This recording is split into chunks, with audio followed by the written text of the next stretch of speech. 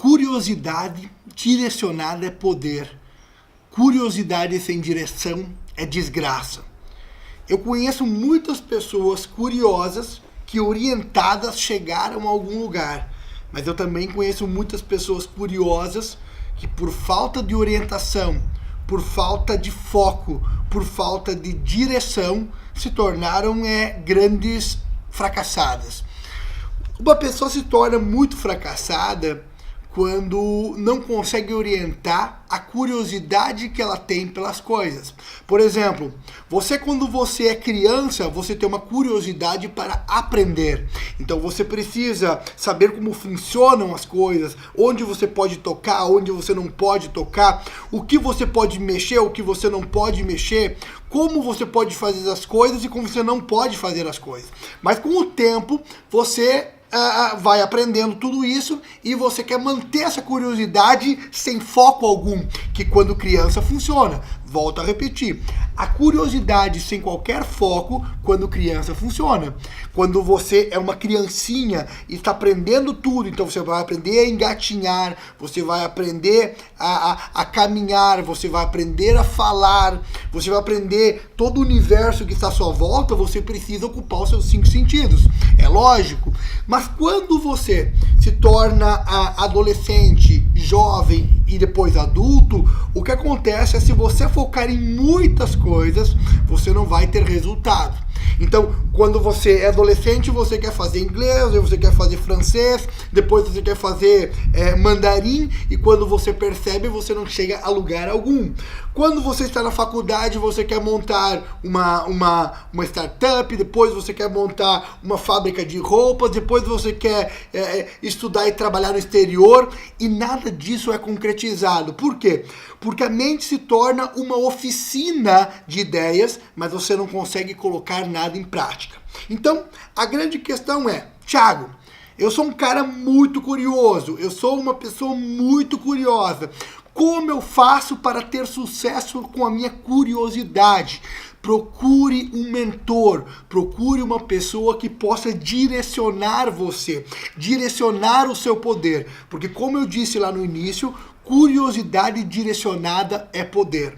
Recentemente, eu estive participando de um processo de contratação de uma moça, e aí eu fiz todo o trabalho para a separação dos currículos, né? Separei os currículos e tal. Separei depois de 160 e poucos currículos, a gente chegou a 7 ou 8 currículos. Desses 7 ou 8 a gente começou as entrevistas, e aí acontece que a gente contratou uma moça para trabalhar no determinado local. E a empresa foi lá e jogou ela no ambiente de trabalho. Fez um contrato de experiência de 45 dias. Quando bateu 40 dias, a pessoa que era líder imediato, uma moça também, chegou com muitas reclamações para nós. Olha, a moça não dá certo, a moça não é boa, a moça ela é muito fofoqueira, a moça cria muitos boatos, a moça pega coisas da minha mesa, a moça abre as minhas gavetas, a moça mexe aonde não deveria mexer. Tudo de errado. O consenso do grupo foi, temos que mandar essa pessoa embora. Eu disse, não, peraí, não vamos mandar essa pessoa embora, eu quero saber como aconteceu isso. Qual era o combinado depois que eu entrei aqui para que a gente possa fazer com que uma pessoa tenha sucesso na sua atividade, no que ela desenvolve dentro da empresa? Acompanhamento, treinamento e cobrança, o ciclo ATC que você ensinou pra gente. Ok. Como é que se passa o acompanhamento? Através do líder imediato. Líder imediato, no dia da contratação da pessoa, você sentou junto com a sua subordinada, com a sua futura subordinada, e passou para ela qual seria o papel dela na organização? Não passei.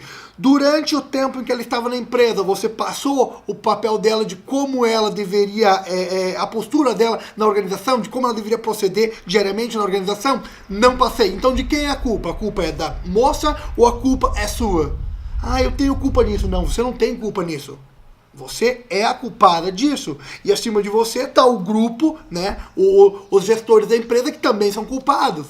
Porque é muito fácil você fazer cobrança, você cobrar a pessoa, você partir para cima da pessoa, ou demitir a pessoa, ou dizer que a pessoa não está fazendo um bom trabalho, se você não arquitetou a coisa para que ela aprenda. Você não acompanhou e não treinou as pessoas. E aí eu trouxe ela, comecei a conversar com ela e percebi que aquela moça tinha muito potencial. Tinha muito potencial, mas o potencial até minhoca tem.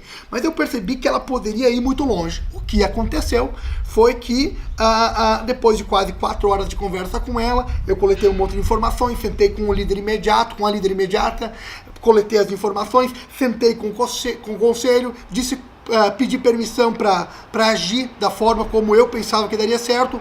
O conselho disse o seguinte: Thiago, não tem problema nenhum, se você confia que vai dar certo, pode fazer.